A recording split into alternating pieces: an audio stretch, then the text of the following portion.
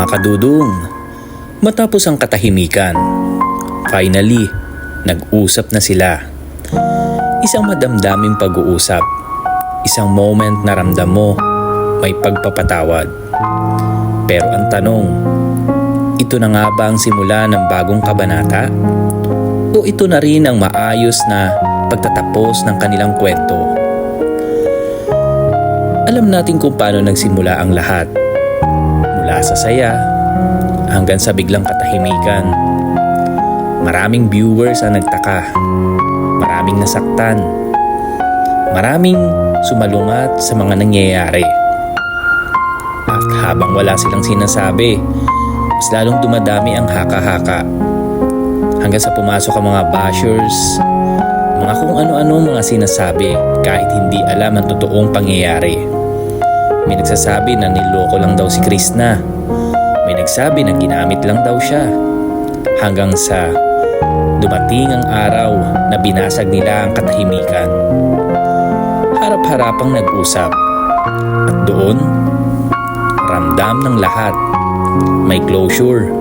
May pagpapatawad. Kaya na-miss mo kami. Ha? Na-miss mo kami.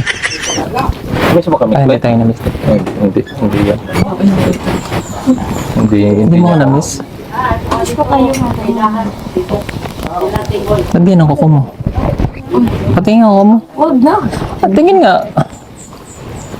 Kung ano yan, agila. Patingin nga lang. Tingnan ko kung may violet dyan. May sing-sing. Ba't iba-iba? Ay, may mga masing. Kasi ang tawag dito? Nail-sting siya. Hindi, may tawag. Chili Ace? May black mo yan. Kaya, Sa bawat On the way. ngiti mo mundo'y Sa paa, sa paa. nagliwanag. Sa paa din. Parang bituin sa gabi, di magpaalam. Sa totoo lang mga kadudong, bihira ang ganitong sitwasyon. Hindi lahat kaya mag-usap ng ganito kaayos. Ang pagpapatawad hindi ibig sabihin ay nakakalimot ka. Kundi, pinipili mong mag-move forward. At yun ang nakita natin sa kanila. Hindi lahat ng kwento ay nagtatapos sa happy ending. Pero ang mahalaga, nagkaroon sila ng closure. Dahil kung walang closure, mananatili ang tanong at ang sakit. Hindi lang sila ang naapektuhan, kundi pati ang mga viewers. Marami ang nalungkot, marami ang nasaktan.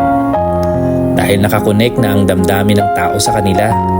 At kapag may nangyaring hindi maganda, parang tayo na rin ang nasasaktan. Ang hirap tanggapin minsan, no? Na kahit gaano kaganda ang simula, hindi lahat ng kwento nagtatagal. Pero minsan, ang ending, hindi naman talaga katapusan, kundi simula ng bagong yugto para sa sarili at para sa growth. Mga kadudong, ito ang aral sa kwentong ito. Hindi lahat na nagmamahalan ay nagkakatuluyan. Pero lahat na nagmamahal ay may natututunan. Ang pagpapatawad ay hindi para sa ibang tao, kundi para sa sarili mong kapayapaan. At higit sa lahat, huwag tayo agad manghusga dahil hindi natin alam ang buong kwento sa likod ng kamera. Si Pugong Biyahero ay napakabait na tao. Lahat ay tinutulungan niya. Lahat ay humahanga sa kanya. Ngunit may mga basher na ganun na lamang manghusga para sa kanya. Ngayon ang tanong, may pag-asa pa ba ang Chris Pau? O ito na ang simula ng kanya-kanya nilang landas? Sa teleserye man o sa totoong buhay, matutuloy pa kaya ang kanilang pag-iibigan?